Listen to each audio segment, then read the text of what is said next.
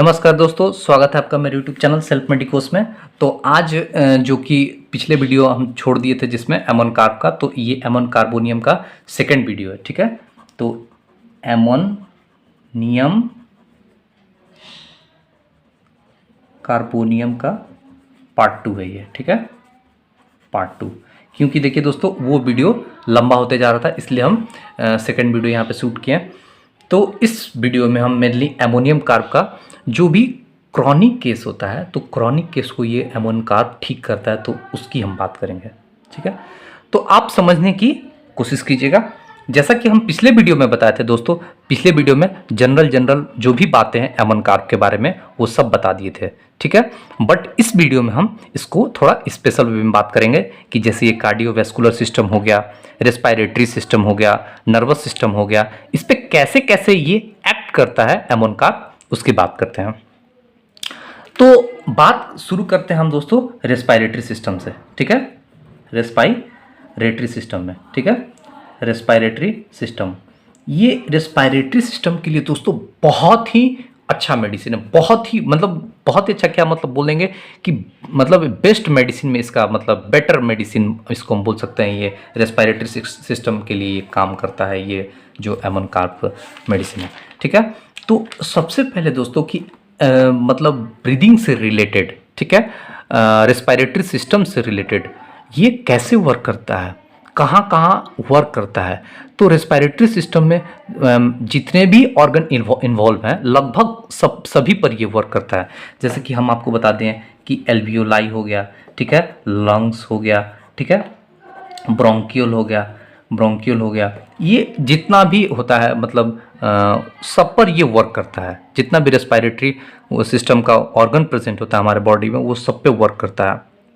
तो इससे respiratory system से रिलेटेड डिजीज़ जो है, जैसे कि एम्फाइसीमा हो गया, शॉर्टनेस ऑफ ब्रीदिंग हो गया, ब्रोंकाइटिस हो गया, फिर आपको लंग्स एडिमा हो गया, तो जितना फिर लंग्स में कोई इन्फेक्शन हो गया, निमोनिया हो गया, तो इन सब डिजीज़ में ये अकेला मेडिसिन काम करता है एमोनियम कार्ब। मतलब और भी मेडिसिन है लेकिन ये बहुत ही इफेक्टिव और डीप एक्टिंग मेडिसिन है रेस्पिरेटरी सिस्टम के लिए। तो चलिए इसकी बात करते हैं कैसे कैसे कहाँ कहाँ काम आता है। ठीक है, सबसे पहले बात करेंगे दोस्तों शॉर्टनेस ऑफ ब्रीदिंग, मतलब कि सांस लेने में दिक्कत हो रहा है। अब शॉर्टनेस ऑफ ब्रीदिंग क्यों हो रहा है, अब उसके बहुत सारे, शॉर्टनेस ऑफ ब्रीदिंग क्या है दोस्तों, ये एक सिम्टम है। ठीक है, किसी भी डिजीज का ये सिम्टम है। एम्फाइसीमा में हो सकता है, जैसे कि आपको बताया दोस्तों एम्फाइसीमा हो गया। ठीक है, एम्फाइसीमा, तो एम्फाइसीमा का ये मतलब one of the best remedy of the emphysema is the ammonium carb. ठीक है, इसमें एमोनियम कार्ब जो है बहुत ही अच्छा काम करता है एम्फाइसीमा में। उसके बाद दोस्तों निमोनिया की बात करते हैं। ये निमोनिया के लिए भी बहुत ही अच्छा मेडिसिन है। क्यों? क्योंकि हम आपको पहले ही बताएं दोस्तों कि ये ब्लड से रिलेटेड भी मेडिसिन है, यानी कि ब्लड को भी मतलब ब्लड से रिलेटेड जो डिजीज है उसको भी ये क्योर करता है। तो निमोनिया में क्या होता है कि लंग्स में इन्फेक्शन हो जाता है। लंग्स में इन्फेक्शन होता है मतलब क्या है कि म्यूकस एक्यूमुलेट हो जाता है। ठीक है, म्यूकस एक्यूमुलेट हो गया। ठीक है, म्यूकस एक्यूमुलेट इन लंग्स, तो लंग्स में म्यूकस एक्यूमुलेट हो गया तो इसका मतलब क्या हो गया, लंग में एडिमा हो गया। ठीक है, लंग्स में एडिमा हो गया, लंग्स का जो एडिमा हो गया तो उसमें ये बहुत ही अच्छा काम करता है। तो लंग्स में एडिमा होगा तो क्या होगा, कफिंग होगा। ठीक है, कफ होगा, इसका कारण जो होगा कफ होगा। तो कफ इसका कैसा हो दोस्तों, कफ होगा, रैटलिंग कफ होता है, मतलब कि जब ये खांसेगा, जब ये कफिंग करेगा तो आवाज के साथ, ठीक है, इसको हम बोलते हैं रैटलिंग कफ। तो रैटलिंग कफ भी एक बहुत ही अच्छा कैरेक्टरिस्टिक सिम्टम है किसका, एमोनियम कार्ब का। ठीक है, तो साथ साथ यहाँ पे हम लिखेंगे एमोनियम कार्ब, और एमोनियम कार्ब के साथ साथ यहाँ पे हम लिखेंगे एंटीम टार्ट। ठीक है, एंटीम टार्ट भी ये कफ के लिए मेडिसिन है, जिसमें कि रैटलिंग कफ इसका कैरेक्टरिस्टिक सिम्टम है। खांसी के साथ साथ आवाज भी आएगा, रैटलिंग कफ इसको हम बोलते हैं। ठीक है, एंटीम टार्ट में, ठीक है, और एमोनियम कार्ब में भी। तो ये बात हो गया दोस्तों एम्फाइसीमा और निमोनिया के बात की है। और इसका जो रिजल्ट है वो क्या होता है, शॉर्टनेस ऑफ ब्रीदिंग। ठीक है, एम्फाइसीमा में भी दोस्तों क्या होता है, देखिए एम्फाइसीमा में जो एल्वियोलाई है उसका साइज भी डिक्रीज हो जाता है, ठीक है। तो ये एम्फाइसीमा, उसमें भी शॉर्टनेस ऑफ ब्रीदिंग होता है। तो ये तो बात हो गया एम्फाइसीमा की, निमोनिया की। फिर ये ब्रोंकाइटिस में भी बहुत अच्छा काम आता है, ठीक है, ब्रोंकाइटिस, ठीक है, यानी कि infection of the bronchioles is called bronchitis. तो ब्रोंकाइटिस में भी ये बहुत ही अच्छा काम आता है। अब इस बात को हम जो बोलेंगे दोस्तों, आप उसको एक बार रिलेट करने की कोशिश कीजिएगा। रेस्पिरेटरी सिस्टम से रिलेटेड जो भी डिजीज है, रेस्पिरेटरी सिस्टम से रिलेटेड जो भी डिजीज है, तो उसका एक रिजल्ट होता है, वो होता है शॉर्टनेस ऑफ ब्रीदिंग, ठीक है, शॉर्टनेस ऑफ ब्रीदिंग।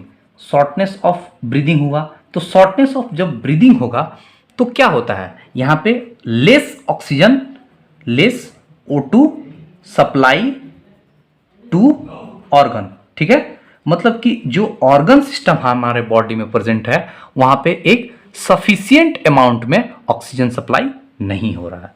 तो जब ऑक्सीजन सप्लाई नहीं होगा तो जो पेशेंट होता है वो अनकॉन्शियस होता है, मतलब बेहोशी की हालत में होता है, लेजी हो जाता है, वो उठना नहीं चाहता है, वो बीमार हो जाता है। तो ठीक है, तो less O2 supply to organ, तो इससे पेशेंट हो जाता है अनकॉन्शियस। इसका जो पेशेंट होता है अनकॉन्शियस हो जाता है, ठीक है। तो ऐसे पेशेंट को, जैसे कि मान लीजिए किसी को निमोनिया है, किसी को एम्फाइसीमा है, किसी को ब्रोंकाइटिस है, तो वहां पे शॉर्टनेस ऑफ ब्रीदिंग क्रिएट होगा। तो शॉर्टनेस ऑफ जब ब्रीदिंग होगा तो वो सांस अच्छे से सांस नहीं ले पाएगा, ऑक्सीजन की कमी होगी। तो जब ऑक्सीजन की कमी होगी ब्लड में, तो ऑर्गन सप्लाई, ऑर्गन के पास सफिशिएंट अमाउंट में ऑक्सीजन नहीं पहुंचेगा। जब ऑक्सीजन नहीं पहुंचेगा तो पेशेंट अनकॉन्शियस हो जाएगा, और अनकॉन्शियस होने के बाद वो बेहोश पड़ने लगेगा पेशेंट, ठीक है, वो बेहोशी की हालत में जाने लगेगा। उसको लगेगा कि अब वो खाना नहीं खा पाएगा, वो लेजी जैसे एकदम आलसी की तरह लेटा रहेगा। अब बोलेगा कि सांस लेने में प्रॉब्लम हो रहा है, तो उस केस में आप एमोन कार्ब दीजिए, ये बहुत ही अच्छा काम करता है। तो ये बात हो गया दोस्तों। एक और बात हम आपको इससे रिलेट करना चाहेंगे, जैसा कि हम पहले ही बताएं कि जो इसका पेशेंट होता है वो हाथ में बॉटल लिए होता है। क्यों, किस चीज़ का बॉटल होता है वो हम आपको पहले ही बताएं, वो स्टिमुलेंट होता है। बॉटल का मतलब यहाँ पे क्या है, स्टिमुलेंट है, कि उसको हमेशा कुछ ना कुछ चाहिए सूंघने के लिए। ऑल्फैक्टरी नर्वस सिस्टम जो प्रेजेंट है हमारे नाक में, हमारे नोज के अंदर, गस्ट्रेटरी एपिथेलियम है जो हमारे टंग पे, तो यहाँ पे वर्क करने के लिए, उसको कुछ काम करने के लिए, हमेशा होश में रहने के लिए उसको कुछ ना कुछ चाहिए। जैसे कि हम आपको पहले ही बताएं कि पहले क्या होता था कि वर्ल्ड वॉर सेकेंड के टाइम, मतलब 1960 1950 के आसपास, एम्बुलेंस में अमोनिया रखा रहता था। पेशेंट अनकॉन्शियस हो गया, पेशेंट बेहोश हो गया, सबसे पहले पेशेंट को हम देते थे अमोनिया सूंघाते थे, ठीक है। अमोनिया पहले क्या होता था कि अमोनिया को इन हॉस्पिटल में होता था। फिर आपको जो बॉक्सिंग होता है ना, WWE, पहले इसमें होता था, बट अब तो ये बैन हो चुका है। वहाँ पे जब जो भी बॉक्सर होता था, जो भी मतलब, या फिर एथलीट, कुछ भी मतलब किसी कारण से वो अनकॉन्शियस हो गया, ठीक है, बेहोश होके गिर गया, तो वहाँ पे हम लोग अमोनिया पहले सूंघाते थे।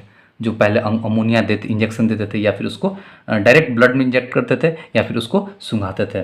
तो हॉस्पिटल्स में, एम्बुलेंस में ये पहले होता था, अमोनिया रखा रहता था। तो ये मतलब उससे आप इसको अमन कार्ब को रिलेट कर सकते हैं कि एक तरह से ये स्टिमुलेंट की तरह काम करता है। जो ब्लड का टॉक्सिसिटी है वो भी डिक्रीज करता है, और ब्लड का जो ऑक्सीजन कैरिंग कैपेसिटी है वो बढ़ाता है। एमन कार्ब जो है ब्लड का ऑक्सीजन कैरिंग कैपेसिटी को बढ़ाता है। तो ये मतलब बात हो गया दोस्तों हमारा रेस्पिरेटरी सिस्टम पर, कि ये एमन कार्ब जो है रेस्पिरेटरी सिस्टम के लिए बहुत ही अच्छा मेडिसिन है, बहुत ही डीप एक्टिंग मेडिसिन है रेस्पिरेटरी सिस्टम के लिए, ठीक है। एक और कुछ बात बता दें, जैसे कि हम आपको पहले ही बता दिए हैं कि एक्यूमुलेशन ऑफ म्यूकस, ठीक है, accumulation of mucus in lungs. तो लंग्स में म्यूकस जमा हो गया, जिससे कि लंग्स एडिमा हो गया, ठीक है, लंग्स एडिमा। तो लंग्स एडिमा भी किसका वो है, निमोनिया में हो सकता है। तो निमोनिया में जैसे कि एक्यूमुलेशन होता है म्यूकस का, और उससे फिर लंग्स का जो साइज इंक्रीज हो जाता है वहाँ, क्योंकि वहाँ पे म्यूकस का एक्यूमुलेशन हो गया। और आपको एक और बात बता दोस्तों, जो इसका एमोन कार्ब, जैसे कि आप देखिए कि हम इसको बोल सकते हैं, जो इसका पेशेंट होता है उसका जब उसको ऐसा कुछ प्रॉब्लम या कंप्लेन होगा ऑक्सीजन से रिलेटेड, तो इसका बॉडी नीला पड़ने लगता है, साइनोस हो जाता है, ठीक है, बॉडी साइनोस्ट हो जाता है, ठीक है, इसको हम बोलेंगे बॉडी साइनोस, साइनोस्ट, ठीक है, इसका बॉडी नीला पड़ने लगता है। क्यों साइनोस्ट क्यों हो गया?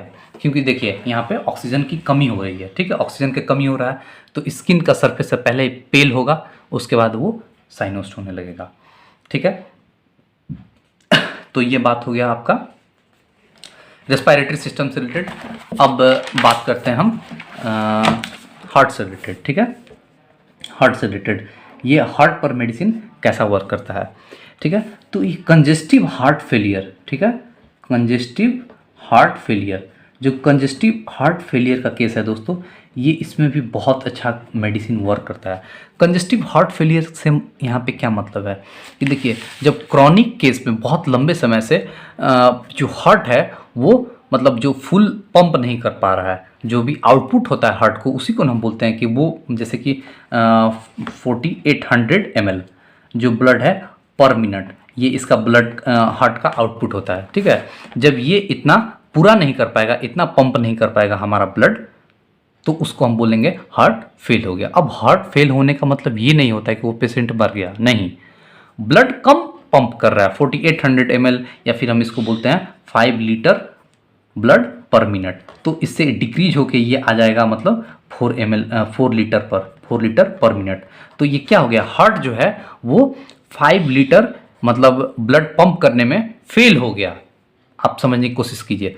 तो यहाँ पे क्या होगा, ऑक्सीजन मतलब यहाँ पे क्या होगा, जो भी ऑर्गन प्रेजेंट है हमारे बॉडी में, वहाँ पे सफिशिएंट अमाउंट में ब्लड नहीं पहुँच पा रहा है। तो सफिशिएंट अमाउंट में ब्लड नहीं पहुँच पा रहा है, तो वहाँ पे ऑक्सीजन भी नहीं पहुँच पा रहा है, तो उसमें हम देते हैं कंजेस्टिव हार्ट फेलियर के केस में भी, क्रॉनिक उसको हार्ट फेलियर का केस है तो उसमें हम दे सकते हैं एमोनकार्ब, ठीक है।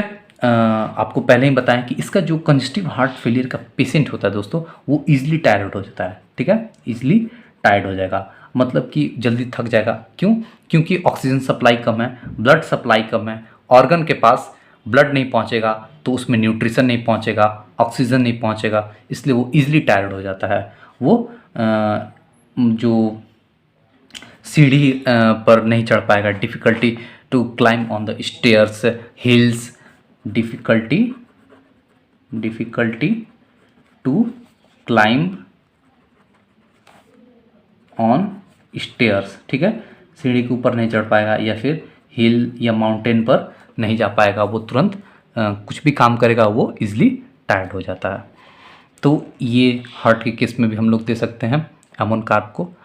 अब बात करते हैं दोस्तों, ये यूरेमिया के केस में भी देते हैं, ठीक है। अब यूरेमिया क्या होता है, हम आपको पहले ही बताया कि ब्लड से रिलेटेड, ये ब्लड पर भी बहुत ही अच्छा वर्क करता है एमोनकार्ब।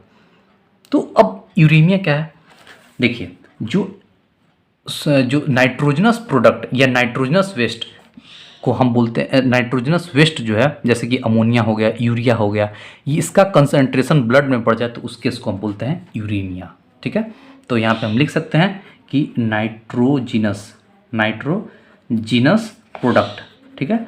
तो नाइट्रोजिनस प्रोडक्ट दोस्तों क्या हो सकता है, अमोनिया, ठीक है, नाइट्रोजिनस प्रोडक्ट होता है अमोनिया होता है, और क्या होता है, यूरिया होता है, ठीक है, और क्या होता है, tri methyl oxalic acid, TMAO जिसको बोलते हैं, ये सब हमारे बॉडी में प्रेजेंट होता है, ठीक है। तो इसका कंसंट्रेशन जब nitrogenous product increase in blood, यानी इसका कंसंट्रेशन जब ब्लड में बढ़ जाए तो उस केस को हम यूरेमिया बोलते हैं। तो यूरेमिया के केस में भी हम दे सकते हैं क्या, एमोनकार्ब। अब बात करते हैं और कुछ, देखिए, इसका जो पेशेंट होगा दोस्तों, जब आपके क्लिनिक में आएगा तो इसको आप इसका जब गम्स देखिएगा, इसका दांत देखिएगा और इसका मसूड़ा देखिएगा, तो इसका टूथ डीके होता है, ठीक है, टूथ डीके बोल सकते हैं इसको, ठीक है, टूथ डीके या फिर टूथ एक होता है, दांत में दर्द होता है, टूथ एक, ये भी इसका बहुत ही अच्छा सिम्टम है एमोनकार्ब का, ठीक है। और हम आपको पहले ही बताएं कि ये ब्लड टॉक्सिसिटी को कम करता है, ब्लड टॉक्सिसिटी को डिक्रीज करता है, तभी तो ये पहले किसी ज़माने में मतलब एमोनिया को बहुत ही ज़्यादा, देखिए, एमोनकार्ब तो हम लोग पढ़ रहे हैं होम्योपैथिक में, लेकिन हम बार बार अमोनिया बोल रहे हैं, इसका मतलब क्या है, तो इसका मतलब यही तो है कि अमोनिया ही तो एमोन कार्ब है। तो मतलब इसलिए तो इसके पहले के ज़माने में डायरेक्ट अमोनिया का ही यूज़ किया जाता था, अमोनिया सुंघाया जाता था या अमोनिया को इनहेल कराते थे, ठीक है, कि पेशेंट जल्दी से कॉन्शियस हो जाए। तो अमोनिया कहाँ इनडायरेक्टली जाता था, वो ब्लड में जाता था, ब्लड के टॉक्सिसिटी को कम करता था, ब्लड की ऑक्सीजन कैरिंग कैपेसिटी को बढ़ाता था। तो यही है ब्लड टॉक्सिसिटी को डिक्रीज करना, ठीक है। तो ये ब्लड टॉक्सिसिटी को डिक्रीज करता है। और हम आपको पहले ही बता दिए हैं कि ल्यूकोरिया के केस में भी हम देते हैं इसको। और एक और बात दोस्तों, cerebro spinal meningitis, cerebro spinal meningitis,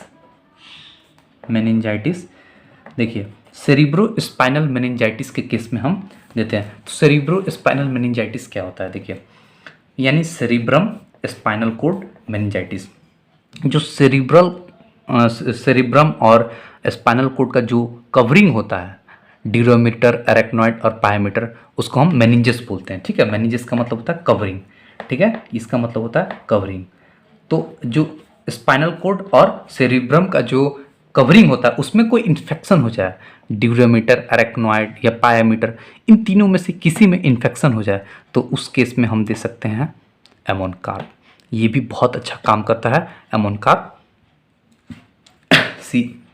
cerebro spinal meningitis के केस में।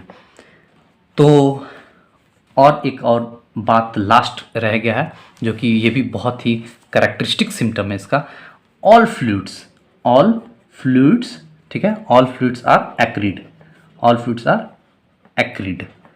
ठीक है। तो ऑल फ्लूइड्स आर एक्रिड, यहाँ पे ये क्या मतलब, एक्रिड का मतलब क्या, देखिए इसका जो मतलब जो भी फ्लूइड होता है वो एक्रिड होता है, मतलब कि ये जहाँ भी जाएगा वो वैसा ही, मतलब जैसे कि फ्लूइड बॉडी से कहाँ से फ्लूइड रिलीज होता है, जैसे कि सलाइवा हो गया, मेंस हो गया, ठीक है, मेंसेस का जो ब्लड होता है, फिर टीयर हो गया, ईटीसी जो भी है, जैसे कि हम लिख सकते हैं कि मेंसेस ब्लड जो डिस्चार्ज होता है वो हो गया, ठीक है। यहाँ पे टीयर्स लिख सकते हैं, टीयर्स हो गया, सलाइवा हो गया, ठीक है, पस हो गया, म्यूकस हो गया, मतलब कि ये जहाँ रिलीज होता है तो वहाँ पे एक जगह टिका रहता है, वहीं पे रहता है, और फिर से वो वहाँ पे इरप्शन करता है, घाव कर देता है।